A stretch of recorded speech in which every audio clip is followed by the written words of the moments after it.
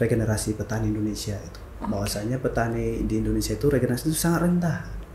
Artinya mungkin 10-20 tahun ke depan pertanian kita itu akan sulit karena sekarang regenerasi itu sangat rendah. Sebenarnya kalau kita sadari kita bisa melampaui diri kita sendiri. Artinya apa yang kita misalnya ini nggak mungkin saya capai. Bener-bener. Bisa. Kadang kita pesimis kan sama diri kita sendiri. Jadi content creator itu yang seperti apa sih? Saya bilang content creator yang continuous. Artinya secara konten kita bisa dinikmati orang kapan aja atau evergreen namanya itu. Jadi bisa ditonton kapan aja seperti itu. Nggak usah ngikutin lagi ngetren apa segala macam. Kalau ngetren ya udah trennya selesai.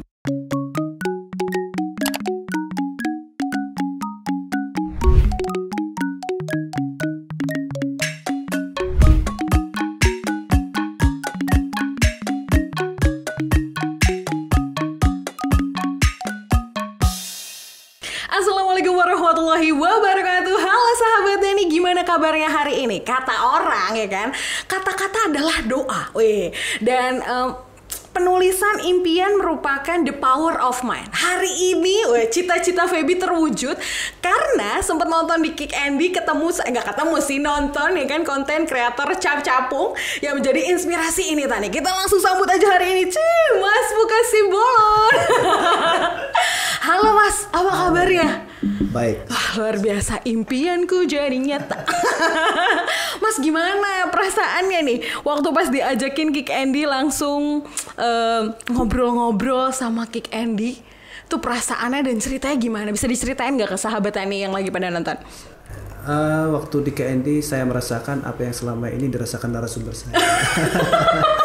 Kenapa? Jadi kan banyak dari narasumber yang baru pertama kali misalnya diliput. Jadi kan kalau kita wawancara itu kan kita harus membawa suasana yang tenang, biar yang nyaman gitu kan. Biar ceritanya itu natural seperti itu. Benar.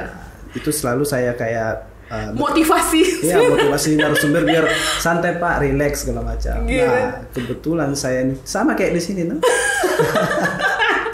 Ini kayak saya ditodong senjata waktu itu perasaannya ya. Iya. Kalau teman-teman nonton di KND itu kayak muka kayak mau di strum.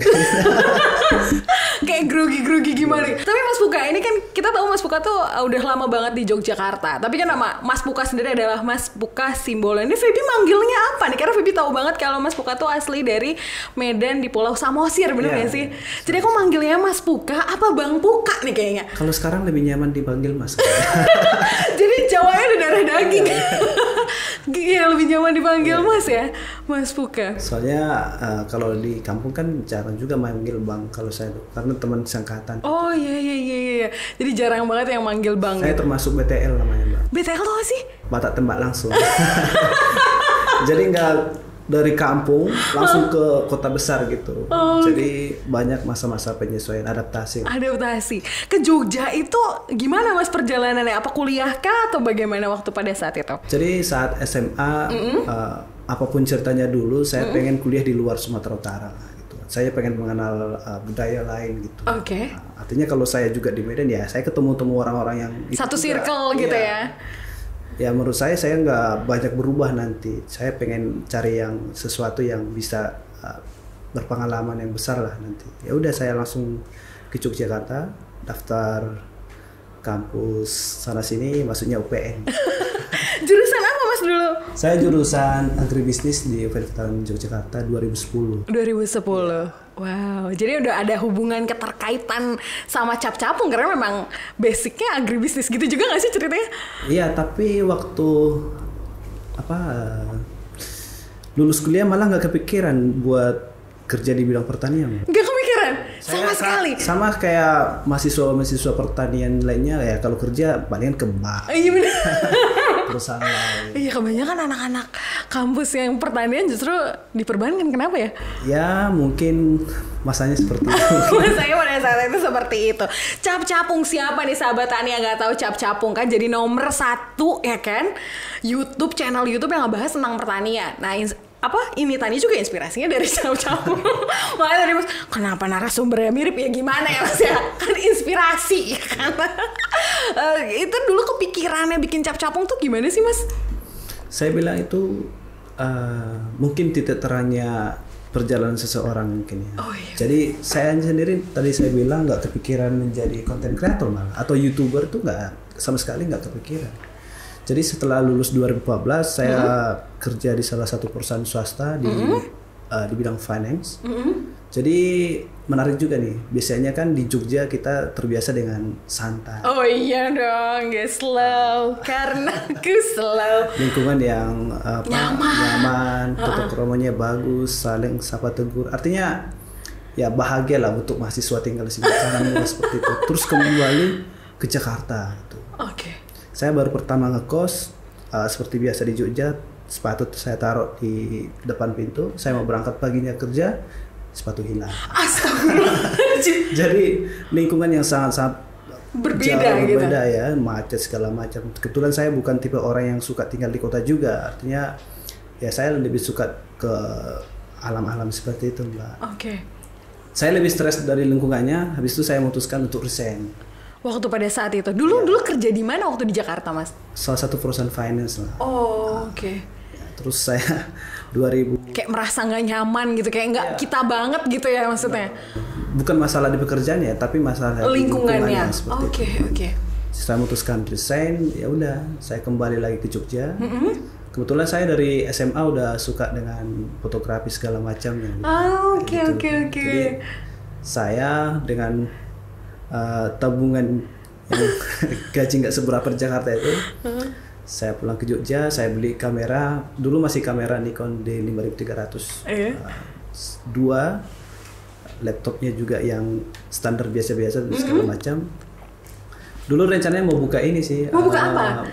Jasa foto wedding gitu. Oh, oke, oke. Jadi jasa pre-wedding gitu, wedding gitu ya. Oke, jasa fotografer. Setengah tahun berjalan itu cuma saya dapat satu customer sebenarnya. Oke. Itu pun teman saya.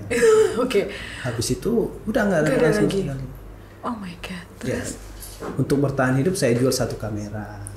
Oh my god. Saya jual alat-alat segala macam. Tripod pun saya jual. Artinya Pada saat itu. iya, udah di posisi bisa bilang paling titik terendah. gitu. Uang kosan sampai ngutang.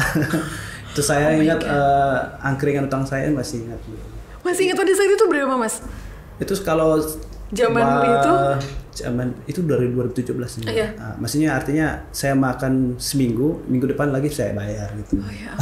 Berarti memang kesuksesan itu memang butuh Iya, kerja kebetulan keras, inovasi dan segala macam gitu. Tujuan saya kan petani, artinya saya lulus kuliah itu asli nggak ada lagi bulanan segala macam gitu. Nah dari situ saya ketemu teman saya satu kelas dulu, kita berbicara. Sebenarnya berbicara karena stres aja, ngajak keluar ngopi-ngopi gitu. Dia berbicara tentang regenerasi petani Indonesia itu. Bahwasanya petani di Indonesia itu regenerasi itu sangat rendah. Artinya mungkin 10-20 tahun ke depan pertanian kita itu akan sulit karena sekarang regenerasi itu sangat rendah. Iya, udah nggak ada lagi sahabat tani atau orang-orang yang muda mau bertani gitu ya.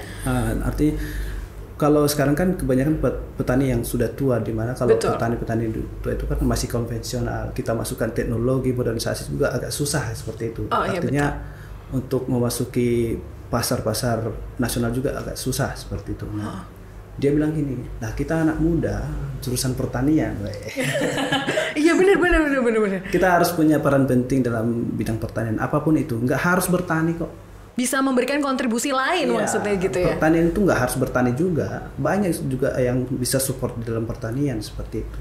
Kalau kita anak IT, kita buka aplikasi seputar pertanian sebenarnya. Oh iya betul. Terus itu saya kayak narik ke diri saya, aku suka kayak fotografi segala macam. Apa yang saya buat ya? Nah pulang dari situ di kos saya langsung kayak mungkin berpikir keras, merenung gitu ya. Iya, jadi ya udah mungkin oke, cobalah saya buat satu video yang ada hubungannya dengan pertanian. Nah di situ hampir 1 bulan saya meriset, Mbak. 1 bulan? Iya, artinya saya belum dapat rohnya cap-capung seperti itu. Aku buat apa nih?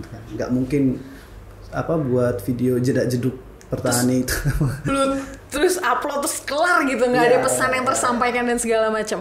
Betul sih. Terus saya cari orang Indonesia ini suka nonton apa sih? Gitu. Iya.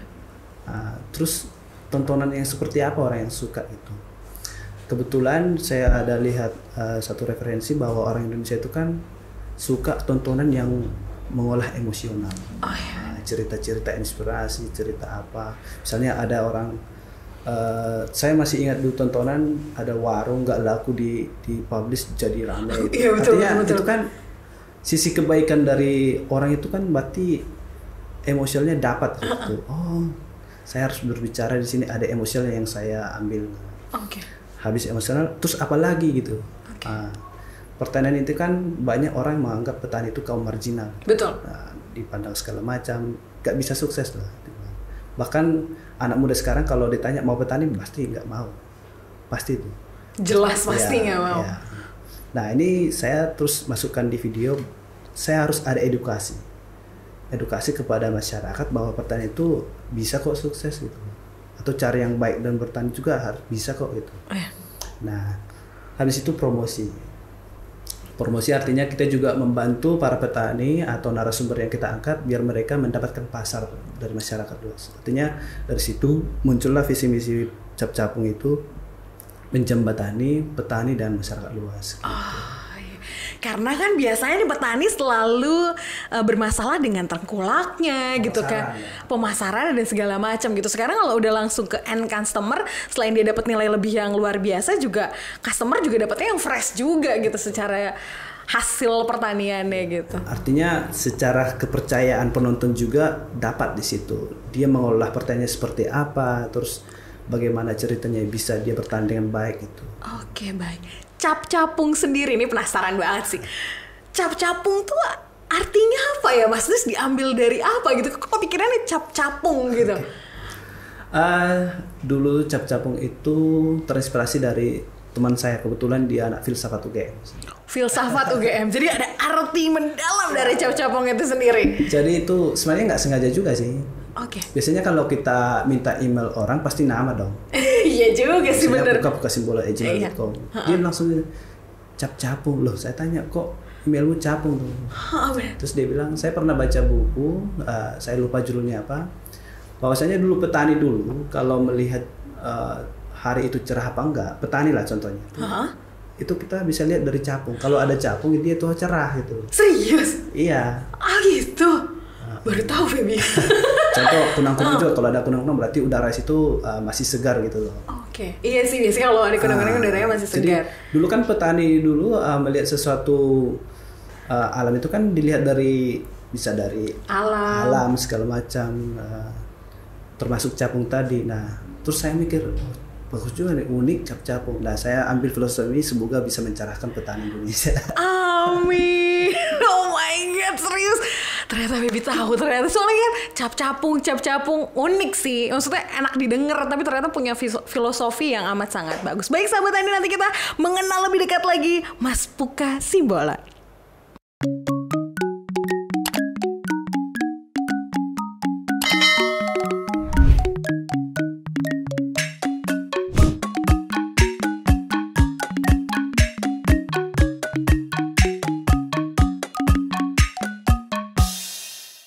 Sebagai konten kreator Cap Capung, berarti kan ada masa struggle-nya. Karena waktu tahun 2017, Mas mulainya 2017 ya Mas Puka ya? Juli 2017. Itu kan belum seramai sekarang orang berlomba-lomba untuk jadi konten kreator, betul? Pada saat itu selain memikirkan bahwa ini bakal menjadi cahaya buat para petani, apalagi tuh Mas? Karena pada saat itu kan orang sibuk untuk 9 to 5 kerja gitu. Iya. Ya sebenarnya saya gimana, dilema juga sih Mbak. Artinya saya dengan percaya diri resign, kalau saya memulai misalnya contoh konten kreator terus saya menyerah, ya saya menganggap diri saya gagal gitu. Memang sempat di situasi yang saya bilang fase di mana bisa dibilang titik terendah itu, apa aku kerja lagi lah itu. Ada sempat terpikir. Ada. Artinya Cap Capung udah mulai jalan seperti itu, tapi karena ya tidak langsung naik juga. Jadi video pertama, kedua, ketiga sampai saya itu 6 itu nggak ada yang nonton malah. Ke-6? Iya, nggak ada yang nonton sama sekali. Padahal kalau hari ini sahabatannya cek Capung itu episode pertama tuh kan luar biasa gitu kan, yang nonton banyak banget. Tapi pas awal malah nggak ada sama sekali yang nonton. Nggak ada sama sekali yang nonton. Saya percaya gini, segala sesuatu yang kita buat positif dan berkualitas itu nanti hasilnya pasti mendapatkan hal yang bagus gitu. Iya sih, kayak petani ya. Kalau kita nanam yang kebaikan, kita akan menuai kebaikan gitu. Benar. Jadi di video, ya itu di situasi itu dilema juga, apa nggak, apa saya lanjutin apa enggak ya gitu. Tapi nggak tahu, mungkin ada Roh Kudus mungkin. Bener ya, ada kebaikan dari sisinya Mas Puka Simbolon gitu ya. Saya udah kayak mau mantapkan sampai melamar kerjaan juga. Sempat melamar kerjaan juga pada saat itu. Udah mau diterima tapi kayak berat juga masuk kerja. Udah tetap cari narasumber ngeliput. Hingga ada satu video, kalau teman-teman bisa lihat nanti, Mina Padi namanya. Oh, saya nonton jelas. Itu video paling banyak ditonton sekarang di Cap-Capung. Yang ada ikannya kan ya, Ya. di atas tanaman padi itu Di ya. dalam tanaman padi itu. Itu langsung boom. Jadi video saya yang Lama-lama kemarin yang lama itu itu ikut terangkat. otomatis ikut terangkat. Nah, saya berpikir kenapa gitu kan. Artinya kalau dia melihat sesuatu hal yang bagus, pasti dilihatnya sampai channelnya. Terus dilihat lagi, oh ini bagus juga. Dan semua di-share tanpa saya promosikan sama sekali. Jadi Cap-Capung saya bangun gak ada yang saya promosikan. Gak ada sama sekali. Gak ada. Wow. Gak ada sama sekali, Mbak. Bahkan dulu di IG atau minta tolong sama teman, ini aku punya channel. Saya malah malu dulu, Mbak. Malu? Iya. Artinya ya udah biarin aja kayak gitu. Mohon maaf, saya bangga banget. Oh iya, maksudnya pada saat itu sebagus itu ngebuat sevisualisasi bagus. Menurut saya Cap-Capung memberikan visual yang luar biasa sih, bagus gitu. Tapi pada saat itu juga nggak untuk share ya ke teman-teman gitu, kayak jangan lupa like, comment, subscribe. Kalau sekarang kayaknya wajib banget kalau untuk ngomong kayak gitu. Dulu nggak ada sama sekali. Saya paling tekankan dalam diri saya, menurut saya konten saya ini bagus. Tanpa saya bilang share, nanti kalau mereka menikmati, mereka menginspirasi, pasti di-search. Tanpa kita suruh pasti di-search. Wow. Dan itu terbukti. Iya banget sih, terbukti banget ya. Terus waktu pas dulu nih, berapa sih timnya dari Cap-Capung sendiri? Nah, penting juga ini buat teman-teman pengen jadi content creator. Kita itu dulu 3 orang sih, Mbak. 3 orang? Yaitu kita dulu tidak ada kayak komitmen yang gimana-gimana. Cuman kayak ayo buat gitu ya. Akhirnya ada satu titik kita itu kayak beda visi misi, akhirnya jalan sendiri-sendiri gitu. Oh gitu, pada saat itu. Ya, sebenarnya udah berjalan sampai 2018, tinggal saya sendiri gitu loh. Jadi dari 2017 mulai 2017 terus bertiga, terus akhirnya baru setahun udah langsung sendiri. Iya, jadi dari 2018 tuh hampir setan ya, yang ngeliput sendiri, main satu. Setting kamera sendiri. Ngedit sendiri, cari narsum sendiri, bawa motor sendiri gitu. Wow. Jadi kalau saya dulu bawa motor, di sini kamera, saya kalungin tripod, udah jalan aja gitu. Masya Allah, Mas Puka. Luar biasa ya semangatnya ya. Sendiri aja berangkat gitu. Sendiri aja. Wow, ngedit sendiri, semua sendiri. Iya. Wow. Terus akhirnya dari personal 3 itu terus sendiri, perasaannya gimana tuh Mas? Karena kan kalau sendiri tuh karena ngerasa bebannya kan jadi, bukan beban sih, maksudnya kayak lelahnya kan jadi 3 kali lipat. Biasanya di spare 3 jadi cuman sendiri. Ya, sebenarnya gini Mbak, saya pernah terinspirasi dari sebuah film, ada quotes yang sangat menarik. Quote-nya gimana tuh Mas? Jadi sebenarnya kalau kita sadari, kita bisa melampaui diri kita sendiri. Artinya apa yang kita misalnya, oh ini nggak mungkin saya capai. Bener-bener. Bisa. Kadang kita pesimis kan sama diri kita sendiri. Jadi ya saya buktikan bahwa diri saya bisa kok gitu. Yang penting percaya aja deh sama dirimu sendiri. Tapi harus memang dibarengin diimbangi dengan belajar gitu loh. Saya juga waktu mulai Cap-Capung ini nggak uluk-uluk langsung oh bisa, enggak. Jadi saya bangun pagi, saya belajar dari teori. Melalui YouTube, artikel segala macam, saya baca itu sampai siang, saya istirahat, sorenya saya berangkat langsung praktekkan ke langsung liputan ke narasumber gitu. Nggak narasumber, misalnya ke tempat foto-foto segala macam. Okay. Jadi belajar kamera juga sendiri, otodidak semua. Otodidak semua. Iya. Wow. Sampai yang paling menurut saya itu saya membanggakan diri sendiri ya. Artinya ini reward sama diri sendiri. Iya, betul. Soalnya dulu saya orang yang nggak gampang bergaul sih. Oke. Saya misalnya ada tongkrongan, saya paling banyak diam gitu, karena saya nggak tahu mau ngomongin apa gitu. Nah, artinya kan orang yang seperti itu kan nggak bisa menjadi konten kreator, apalagi kita ketemu orang yang baru-baru pertama ketemu segala macam. Iya, orang sama satu circle mau ngobrol aja bingung ngomongin apa, gimana sama orang baru dan dia mau share cerita inspirasi petani-petaninya gitu ibaratnya. Atau orang bilang broadcastingnya gitu kan. Komunikasinya seperti apa. Ya, itu saya belajar juga. Saya banyak pelajari orang gimana caranya bertanya, gimana caranya kita memulai pembicaraan segala macam. Jadi ya udah dari hasil belajar saya bilang hampir sebulan lebih itu, ya hasilnya sampai sekarang. Masya Allah. Memang kalau hasil itu ada proses yang luar biasa gitu ya. Hasil yang baik juga prosesnya juga luar biasa gitu ya. Oh, Mas Puka luar biasa. Ini kembali lagi nih, aku penasaran banget waktu pas sendiri terus akhirnya nemuin tim lagi atau bagaimana? Karena kan membentuk tim yang solid untuk konten kreator yang bisa dibilang sama kaum milenial adalah sesuatu yang nggak pasti. Kita nggak tahu nih kita dapat berapa, kita nggak tahu kedepannya seperti apa. Karena kita juga nggak bisa tahu ini konten bakal viral apa enggak. Kita sesuaiin versi kita gitu sebagai konten kreator. Sebenarnya ada nilai plus sama negatifnya anak-anak muda sekarang ya. Iya. Sekarang kan nggak semua, tapi iya betul, beberapa gitu ya. Beberapa itu terlalu manja.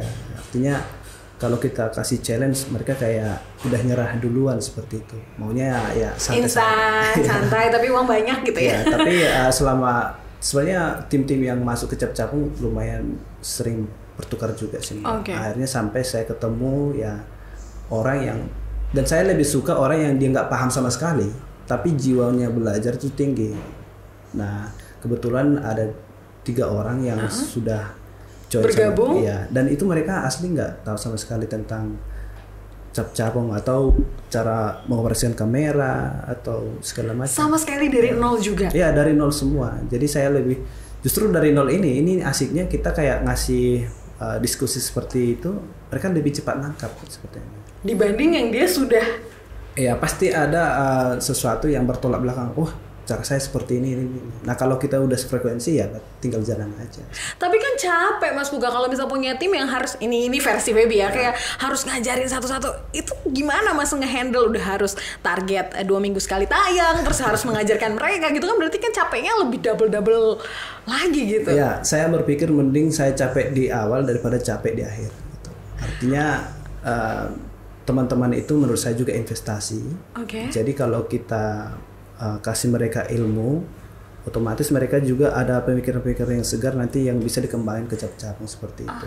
Saya berprinsipnya gini, kalau dia udah master pasti dia misalnya ada rasa egois seperti itu. Menurut saya ya. Artinya nanti kita kasih SOP Cap-Capung, mungkin dia merasa kayak it's not me gitu ya, itu bukan aku bukan gayaku, bukan seperti itu gitu ya. Mending dari nol udah. Ya kita tinggal mengembangin seperti itu. Dan teman-teman juga karena mereka ya bisa dibilang pekerjaan Cap-Capung ini kan jalan-jalan juga. Iya benar. Seru ya. Luar biasa loh. Ketemu kayak ini tadi podcast everywhere, ketemu banyak orang juga luar biasa loh. Pengalamannya nggak terbayarkan pakai uang sih kalau menurut aku. Ya udah, jadi mereka kalau kita pikiran senang, ya udah, apapun ilmu itu ya gampang-gampang aja orang itu belajar seperti itu sih. Kan sempat orang tua nggak setuju kan Mas sama apa yang dilakukan di awal-awal, dan bahkan nggak tahu kalau misalnya Mas tuh lagi sibuk sebagai konten kreator pada saat 2017. Jadi biasa orang tua di kampung kan mengharapkan anaknya lulus kuliah harus kerja di kantoran. Artinya mereka berpikir biar anak saya nyaman dengan gajinya seperti itu. Ya biar mereka nggak kepikiran, saya bilang aja udah kerja gitu loh. Padahal saya di situ nggak punya uang atau segala macam itu sih. Tapi ya suatu saat nanti saya bisa buktikan, saya baru kasih tahu orang tua bahwasannya apa yang saya kerjakan ini jauh lebih berpenghasilan dari apa yang mereka pikirkan seperti itu. Dan Masya Allah, dan kebukti. Artinya bukan secara materi ya, betul. Pengalaman saya kalau cerita sama bapak ibu, saya dipanggil nih di kampus ini jadi pembicara, itu senangnya luar biasa orang tua. Betul, karena sebagai anak pasti impiannya adalah membanggakan orang tua, betul nggak sih Mas? Betul.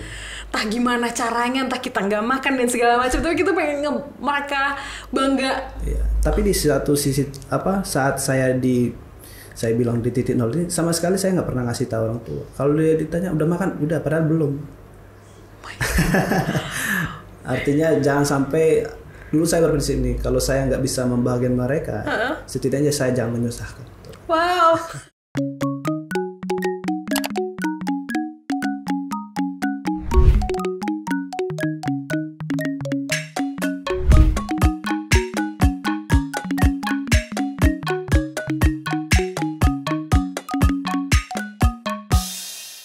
Cap-Capung adalah konten, salah satu konten YouTube yang banyak banget nontonnya, banyak banget penontonnya, banyak juga peminatnya. Tanpa disadari pertanian juga jadi salah suatu hal yang menarik gitu ya, konten yang menarik. Nah, Mas Puka, Vivi penasaran nih, untuk menentukan ya kan banyak banget petani, pebisnis yang terbantu oleh Mas Puka gitu, menentukan dia akan cocok jadi narasumbernya Cap-Capung itu bagaimana, dan memilihnya seperti apa? Ada ketentuan dan syarat yang berlaku khusus gitu?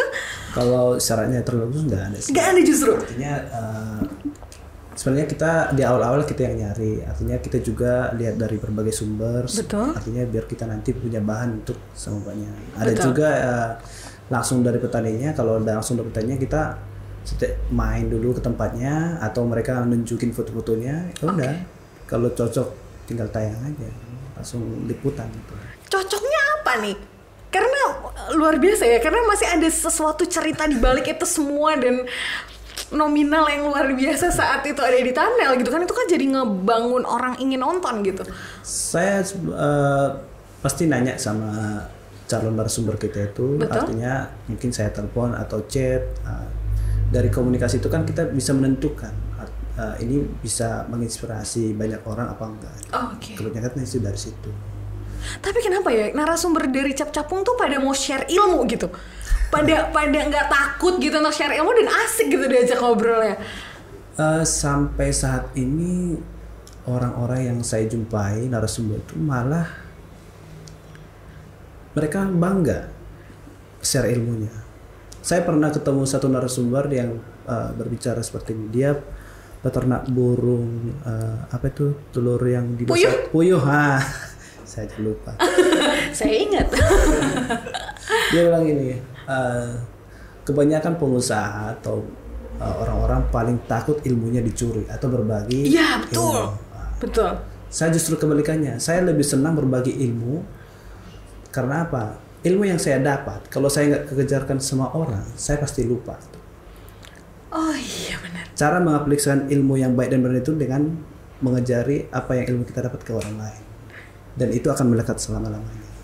Dan juga di situ saya udah beribadah katanya. Iya benar. Orang kalau pelit ilmu, dia pasti tujuannya nanti dia kalau nggak kesaing, rezekinya takut tertukar. Betul. Ya dia bilang kalau kita orang yang beragama, ya rezeki kita itu nggak kemana-mana. Sudah Seperti ditentukan ya, sebetulnya. Jadi ya dari awal diri aja sudah diberi bakal seperti itu ya. Dan saya juga mengiyakan apa yang Bapak bilang itu. Artinya juga saya kalau ada teman-teman yang tanya YouTube cara membuat konten kreator segala macam, malah saya lebih sering nge-sharing tanpa saya ada rahasia-rahasia tutup-tutupi gitu ya berarti ya. Justru sekarang itu apa yang saya create ini banyak channel-channel baru yang bermunculan, bisa dibilang hampir mirip. Betul. Dia bisa bilang terinspirasi dari Cap-Capung. Iya, betul. Dan segala macam. Justru saya lebih senang. Artinya apa? Saya juga melihat konten-konten sekarang itu kebanyakan kan konten-konten sampah, ria segala macam. Ria bener. Iya. Sombong. Sensasi segala macam. Betul. Jadi kalau saya lebih bangga lagi, ayo dong lebih banyak lagi itu. Gak apa-apa mirip Cap-Capung. Artinya kita sama-sama menginspirasi banyak orang. Betul. Kalau ketika kita sudah memberikan tontonan yang baik, saya yakin orang Indonesia juga nanti masyarakatnya baik-baik. Karena satu hal yang lucu dulu, mungkin saya ketemu anak kecil, dia tanya ketika saya YouTuber, dia lihat mobil saya kecil, dia bilang, bukan YouTuber sukses, mobilnya aja kecil itu. Kenapa nggak Lamborghini itu? Yo. Dia nggak tahu darah-darahnya gimana ya kan? Iya. Artinya itu kan dari tontonan-tontonan orang itu udah stigma ya. Stigmanya jadi tontonan menjadi tuntunan tuh betul ya Mas Puka ya? Justru saya lihat sekarang generasi sekarang kalau bisa saya nggak bisa memamerkan apa yang saya punya gitu loh. Bukan Betul. ilmu lagi, bukan sesuatu yang bermanfaat buat orang lain. Justru ya itu mobil-mobil. Tapi kan itu adalah sesuatu yang jeripayah yang luar biasa gitu ya Mas. Kita nggak bisa melihat seseorang itu dari sisi segitunya aja, karena ternyata Mas Puka juga cerita bahwa bisa mendapatkan ilmu, networking, sesuatu hal yang tidak bisa dibayar dengan uang tentunya. Betul. Yaitu kalau kita membuat suatu tontonan atau konten kita yang positif, hal-hal yang positif juga akan datang. Artinya kalau saya hitung itu, saya lebih banyak mendapatkan kalau kita berbicara materi dari luar. Artinya bukan dari AdSense-nya YouTube. Itu. Contoh kita menjadi media partner, kita diundang ke sana ke sini, berbicara ke sana ke sini, atau kita membuat pelatihan segala itu. Jadi itu kan hal-hal yang positif juga. Itu yang bisa kita jual di luar dari YouTube. Contoh kalau saya buat konten-konten cuman goyang-goyang doang, ya saya nggak mungkin dong dipanggil kampus buat goyang di depan mahasiswa ya. Iya benar juga sih. Oke. Ya sesuai dengan ilmunya seperti itu. AdSense. Penasaran nih kan kalau ngomongin soal AdSense. Dulu gaji pertama nerima dari YouTube tuh berapa Mas kalau boleh tahu? Capung. Kalau batasnya kan itu kita bisa narik kan 1 juta ya, $100. Jadi 2017, 97 ya hampir setahun itu saya belum mendapatkan apa-apa sih. Setahun? Iya, karena kan saya bilang kan belum ada yang nonton. Walaupun ada yang nonton kan cuman berapa seperti itu. Nah semenjak itu baru video yang sempat viral itu, nah mulai tiap bulan sudah lancar dari AdSense-nya. Oke. Membuat video viral itu gimana Mas caranya? Atau sebenarnya itu viral begitu saja atau memang sudah di-create momen? Kan ada beberapa nih konten yang membuat momen-momen untuk menjadi viral. Nah, kalau Capung sendiri itu seperti apa Mas? Kalau saya di sini saya membuat pasar sendiri atau segmennya sendiri. Artinya mau viral atau enggak, ya saya udah punya penonton yang setia seperti itu. Ya kalau kita viral ya itu rezeki kita aja sih sebenarnya. Oke, jadi berarti benar-benar nggak pernah nyangka kalau bisa ada yang nonton sampai jutaan yang nonton gitu. Mungkin itu hasil dari kerja keras kita. Betul sih benar. Masya Allah sahabat Tani. Kan ini Tani juga pernah ngundang Profesor Pisang, Mbah Lasio. Iya. Dan itu sempat viral dan sempat jadi aku pertama kali juga lihat, nggak pertama sih waktu itu setelah kejadian itu tuh ngelihat Mas juga klarifikasi gitu kan ya, karena itu kan luar biasa itu, wow. Itu tuh gimana Mas sampai ceritanya dan akhirnya bisa klarifikasi, karena itu kan jadi sesuatu hal yang tadinya positif tuh jadi negatif gitu pada saat itu. Di zaman sekarang kan ada istilahnya jejak digital itu pasti berbahaya ya. Oke. Jadi Pak Lasio ini sudah membanggakan di umurnya yang sudah tua. Betul. Dia bisa membanggakan negara ini dengan penemuan-penemuannya seperti itu. Varietas pisang yang baru sampai ke luar negeri. Betul. Artinya kita harus mengapresiasi Bapak ini dong. Betul. Orang tua aja bisa, udah tuanya keluar negeri gitu, apalagi yang muda-muda kan. Kayak gitu, betul. Nah, ada oknum yang nggak bertanggung jawab memotong videonya itu menjadi stigma negatif seperti itu. Artinya kalau kita berbicara membangun citra itu kan luar biasa capek juga, segala pengorbanan. Apalagi Bapak ini membuat pisang itu kan berawal dari bencana gempa. Betul. Di Yogyakarta 2006 kalau nggak salah. Iya betul. Artinya dia dengan inisiatifnya mengajak masyarakat pada saat itu titik terendah mereka biar kita bangkit, yuk kita buat apa seperti itu. Dan oknum ini memotong video. Nah ini kan berbahaya nih buat Pak Lasio sendiri. Iya, betul. Dan kita juga sebagai yang pernah mengangkat ceritanya Pak Lasio. Jadi ya itu jejak digital itu kan bisa membuat seseorang yang dulunya baik itu tuh jadi kelihatan buruk seperti itu. Dan saya sendiri yang kontra itu sangat emosi pada saat itu. Bahkan saya sampai melaporkan itu ke pihak yang berwajib. Ya, artinya yang dulu yang motong video itu langsung minta maaf langsung ke Pak Lasio seperti itu. Dan sudah minta maaf dan sudah ke sana langsung berarti? Ya, bagusnya belum sampai ke tangan polisi ya, artinya mereka sudah inisiatif minta maaf seperti itu. Ya, masalahnya udah selesai. Udah selesai. Tapi itu kan pergolakan batin kita sebagai dari nama Capung sendiri aja yang menerangi petani gitu. Tapi ada oknum yang kayak gitu kan benar-benar emosi pasti. Sampai ada yang bully Pak Les itu kan sesuatu yang Gak sopan juga gitu. sopan itu. Orang tua yang luar biasa Bahkan gitu. ada beberapa yang saya bilang dia platform besar, saya bilang lah dagelan aja lah. Dia juga ikut ngeposting sama beberapa toko. Saya langsung DM orang itu. Saya bilang kalian itu platform yang besar, ya masa dicari tahu dulu lah gitu. Terus mereka minta maaf, ya udah. Gitu. Jadi ya itu teman-teman, jejak digital itu bisa juga sangat baik, bisa juga sangat buruk. Gitu. Jadi jangan pernah sekali-sekali motong-motong video-video itu. Itu kan udah termasuk hoax juga. Oh iya sih. Padahal sebenarnya dari singkatan itu luar biasa maknanya. Iya. Kan maknanya luar biasa gitu kan. Jadi stigmanya jadi negatif banget. Oke, kita beralih nih sahabat Tani. Hobinya Mas Puka adalah berkaitan dengan sinematografi. Jadi kalau sahabat ini juga kalau lihat tidak hanya cap-capung ya kan, banyak konten-konten lainnya termasuk konten kementerian juga dipegang sama Mas Puka. Itu Mas gimana bisa kolaborasi sama orang nomor 1 di pertanian Indonesia gitu? Ya mungkin dari pihak kementerian sudah pantau juga ya cap-capung itu seperti apa dan bagaimana gitu ya. Dari pihak Kementan juga pengen punya kontribusi lah, artinya kami juga pengen menceritakan tentang petani-petani juga. Betul. Seperti itu. Nah kita diajak bekerja sama, jadi kita diberikan sepenuhnya itu YouTube-nya.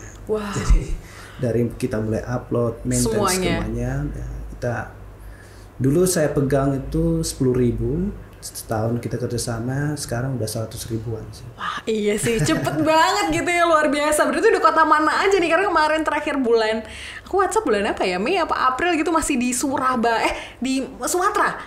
Di jadi, Sumatera.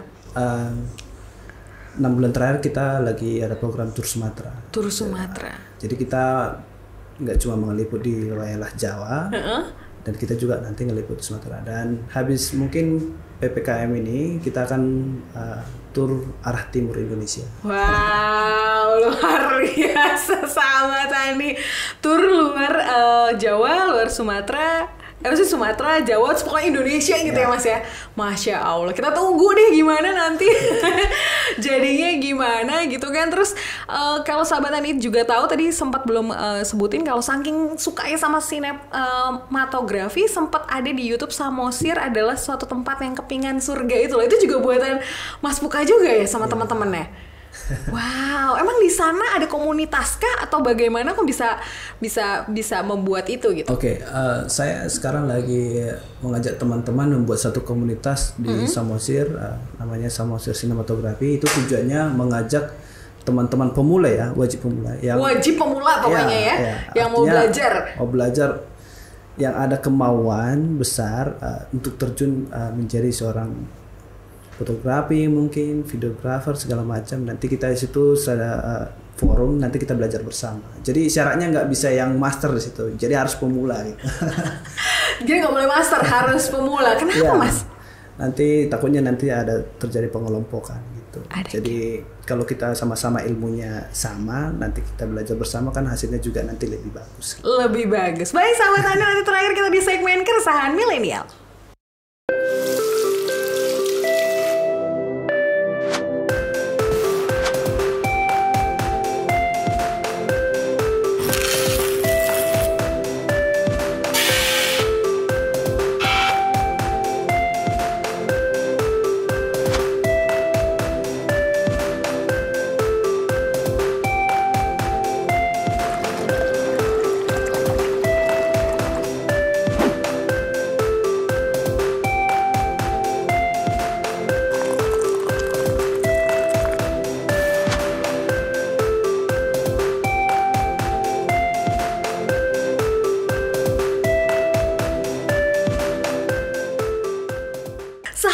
Bahagia banget hari ini karena bener-bener menemukan selain idola, semakin mengenal tuh semakin mengidolakan loh Mas Puka.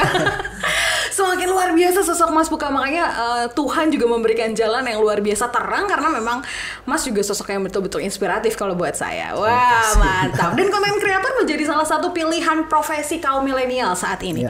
Bener gak ya? Terus gimana sih how to be a great content creator? Oke. Kalau saya sering berdiskusi teman-teman, menjadi content creator itu yang seperti apa sih? Saya bilang content creator yang continuous. Artinya secara konten kita bisa dinikmati orang kapan aja atau evergreen namanya itu. Oh, iya. Jadi bisa ditonton kapan aja seperti itu. Nggak usah ngikutin lagi ngetren apa segala macam. Kalau ngetren ya udah, trennya selesai. Contoh video saya yang 2 tahun terakhir masih banyak kok yang ditonton sampai sekarang. Masya Allah. Bahkan penghasilan dari yang video lalu malah lebih menyumbang video-video lama seperti itu. Artinya secara kita content creator kita udah terbantu di konten seperti itu. Okay. Terus konten yang positif itu contohnya tadi ya saya bisa diundang ke sini karena hal-hal yang sepositif. Saya diundang beberapa seminar atau menjadi partner. Nah, itu keuntungan yang luar biasa juga seperti itu. Nah, mungkin di awal agak susah ya. Artinya menghadapi persaingan konten-konten yang sekarang. Kan sekarang artis saja sudah main media sosial sekarang. Iya, betul. Jadi ya kita bersabar sama meningkatkan kualitas sih menurut saya. Cara meningkatkan kualitas sebagai konten kreator dari segi kitanya, kontennya, dan untuk menaikkan, mengembangkan konten itu seperti apa? Karena kan indikator konten itu sukses biasanya dilihat dari subscribernya berapa, viewersnya berapa, terus penilaian score itu seperti apa gitu. Itu gimana cara mengembangkan itu semua? Karena kan tidak mudah sahabat Tani, wahai sahabat Tani.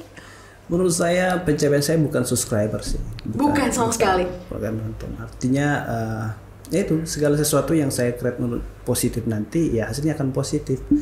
Menentukan kualitas itu ya kita juga harus realistis juga, artinya melihat juga apa yang lagi hype sekarang. Artinya kita lihat video ini, Cap-Cap itu kan dulu ngelihat pertanian. Saya dulu lihat video-video tentang pertanian. Iya. Itu kan saya bukan merendahin teman-teman yang kan kok nggak enak dipandang gitu, kok nggak enak ditonton. Bahkan sekelas dulu saya bilang kementerian aja videonya pertanian kok nggak niat buat video, nah seperti itu. Betul. Itu kan menjadi sudah peluang juga. Oh, iya, betul. Ya udah. Misalnya kita lihat ada cerita petani sukses, oh ini kurangnya videonya goyang-goyang atau entah kemana ngambil gambar. Nah ini kita ATM aja juga, amati terus ya tiru modifikasi gitu. Oh kita buat yang bagus biar enak dipandang. Gitu. Oh gimana biar petaninya penonton makin lama nonton? Udah. Kita buat ceritanya menarik gitu. Jangan sampai kita potong cerita-cerita yang menurut kita membosankan atau penonton membosankan gitu. Oke. Jadi ya mau berkembang lagi ya memang harus banyak belajar juga seperti itu. Terus kalau masalah medianya, seorang content creator itu juga harus dinamis ya. Artinya kalau saya YouTuber, saya nggak harus di YouTube terus. Sekarang lagi naiknya TikTok.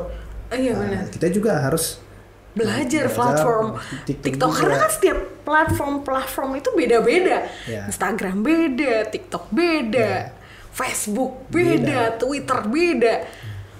Yang penting kita ngikutin, terus kita cari nyamannya juga di mana seperti itu. Ya saya lebih nyaman sekarang itu YouTube sama TikTok. Karena apa? Karena itu kan langsung video gitu. Wow. Jadi terus belajar, terus memperbaiki setiap video yang kita upload gitu kan. Tapi kok Mas bisa sesabar itu ya? Kadang kan orang nggak sabaran, apalagi generasi muda zaman sekarang kadang ini gimana sih? Apalagi waktu itu tadi cerita bahwa pernah di fase titik terendah untuk pengen balik lagi kerja gitu. Untuk sabar menapaki segala halangan rintangan mulai dari internal, eksternal gitu. Itu gimana Mas? Itu menurut saya ditempa dari apa yang saya jalani mesti. Artinya saya kan ini bukan merendahkan orang Batak ya. Orang Batak itu kan dominan ya, sifat-sifat dominan gitu. Betul. Kan. Nah, ya puji Tuhannya saya ke Jogja dengan lingkungan yang sabar seperti itu kan. Jadi saya juga dilatih dengan orang-orang yang saya temui. Oke. Artinya ketika kita berbicara, oh saya jatuhnya seperti ini, bagaimana cara saya bangkit. Jadi kalau setiap hari kita disuguhin seperti itu ya apapun yang kita lakukan pasti hampir mirip dengan si narasumber gitu. Jadi ya pokoknya dari dulu saya yang saya pegang teguh kalau kita melakukan hal yang baik, Masya Allah. kita akan menemukan titik terang baik itu juga. Mau cepat atau lambat pasti dapat. Pasti dapat. Ya, pasti. Buat teman-teman yang mau bertani, kita percaya bahwa sumber daya alam kita itu sangat luar biasa, dikasih Tuhan subur semua. Jadi nggak semua negara bisa mendapatkan sumber alam seperti Indonesia. Nah, kitanya sendiri, kita anak muda, bertani itu nggak langsung terjun bertani. Segala support pertanian itu banyak, termasuk saya petani juga, tapi saya nggak bawa cangkul, saya bawa tripod. Artinya kita juga membantu petani secara publikasi seperti itu. Banyak hal-hal yang bisa kita kembangkan di dunia pertanian. Jangan malu menjadi petani. Petani itu bukan kaum marginal. Banyak petani kita yang sukses dari bidang pertanian. Bahkan kalau kita berbicara peluang pertanian itu sangat besar.